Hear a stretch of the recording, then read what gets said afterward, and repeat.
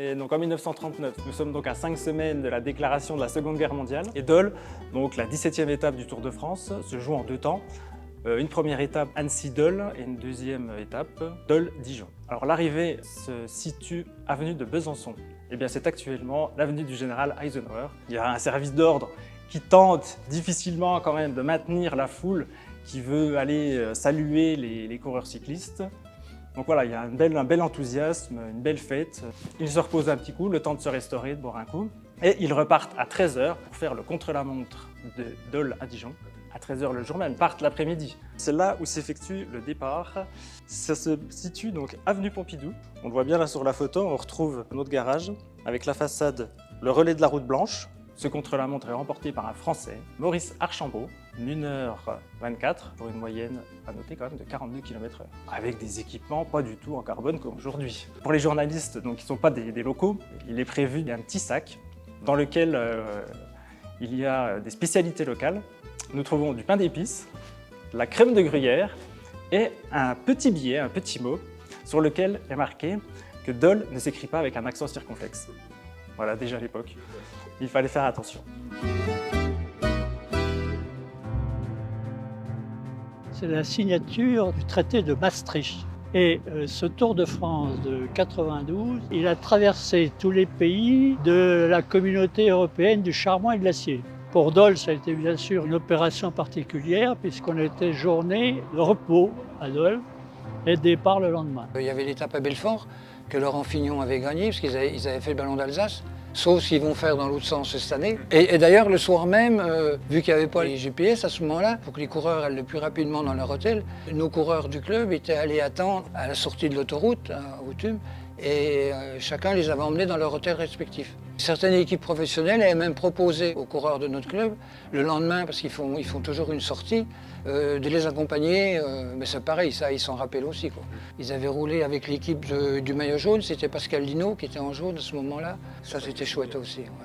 Et puis il y avait toutes les animations, il y avait la fameuse fondue, la fondue géante, là, fait par Belle. La ville était en fête, des animations en ville toute la journée, un certain nombre de réceptions, notamment à la Maison Pasteur, puisqu'on avait reçu Gérard Rolls et puis une chanteuse qui était là, je ne sais pas pourquoi, Rika Zaraï, est-ce qu'elle accompagnait le tour. Et le souvenir que j'ai, c'est Laurent Fignon. Il avait gagné l'étape la veille, donc c'était un petit peu la vedette, plus peut-être que le maillot jaune de l'époque. On voit sur cette photo en souvenir, on approchait beaucoup plus les coureurs, il n'y avait pas de casque, les vélos n'étaient pas aussi sophistiqués. Le départ a lieu sur l'avenue de l'Art, c'est la photo emblématique de Dole, il fallait qu'ils partent de là.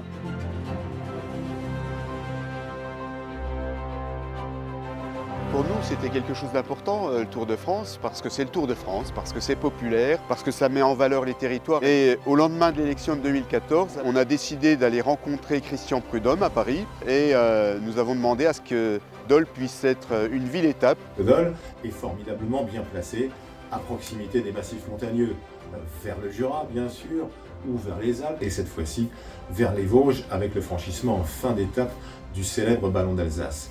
Le Tour de France, c'est l'occasion de montrer au monde entier le meilleur de soi-même et de mettre le nom de sa ville sur la carte de France et la carte du monde à l'occasion de la plus grande course cycliste du monde. Dans une ville départ, on a la chance de pouvoir voir les coureurs sur le village. Et puis, ils sont à grand moment stationnés pour prendre le départ, justement.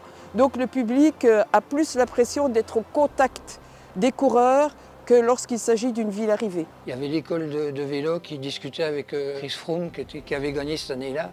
Les jeunes, puis tout le monde aime bien les voir de près. Une organisation millimétrée, puisqu'on a testé un certain nombre d'endroits pour pouvoir passer, qu'il n'y ait pas de problème. Et les services complètement mobilisés depuis longue date, avec les services techniques, avec aussi beaucoup de bénévoles. Envie d'aider, envie d'être là.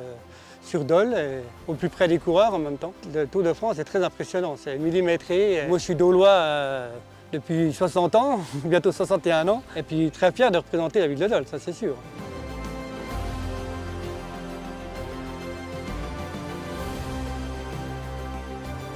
J'ai des souvenirs extraordinaires de l'engouement du public. Post-Covid, voilà, c'était la renaissance, la renaissance des libertés, de pouvoir être ensemble, vivre ensemble autour d'un événement que tout le monde aime finalement. L'aventure est recommencée donc en 2022, du coup j'ai dit bah oui, j'y retourne. Il y a beaucoup de nouveaux, et puis à force de le dire, il dit ah oui, c'est vrai que c'est sympa, et puis il y a 2-3 connaissances du coup qui viennent cette année par rapport un peu à moi, que je leur ai dit que c'était une bonne expérience, quoi. La dictée, je l'avais trouvée pas très compliquée. J'avais quand même été surprise du résultat quand j'avais été annoncée. C'était plutôt impressionnant puisqu'on a pu monter sur la scène du camion. On a pu voir la caravane, on a eu le t-shirt que j'ai là et j'étais accompagnée de ma mamie qui aime beaucoup le Tour de France elle aussi. Mes grands-parents ils viennent d'Angers, donc d'assez loin, et ils sont venus spécialement pour le départ du Tour de France. Donc ils étaient très contents. En 2022, la dernière fois que nous étions à Dole, c'était précisément pour le bicentenaire de Louis Pasteur. Je me souviens de la fresque magnifique qui avait été faite dans le stade à Dole. C'était un moment fort. Il y a ce qu'ils appellent l'opération Cadet Junior. Ce sont les jeunes qui font les 30 premiers kilomètres de l'étape. Et ensuite, ils font les 30 derniers. Ils arrivent dans les mêmes conditions que les coureurs du Tour de France. Et ils sont récompensés sur le podium du Tour de France. C'est génial. Les gamins qui ont fait ça, ils s'en rappellent encore, quoi. Ils s'en rappellera toute sa vie. C'est ici, en plein cœur du centre-ville de Dole, que le 17 juillet prochain, le Tour de France viendra pour la 5e fois à Dole. Donc une belle opportunité pour notre ville, avec une particularité, le passage du Tour de France en plein cœur du centre historique. Alors on vous attend très nombreux ici, dans les rues de Dole, vendredi 17 juillet prochain.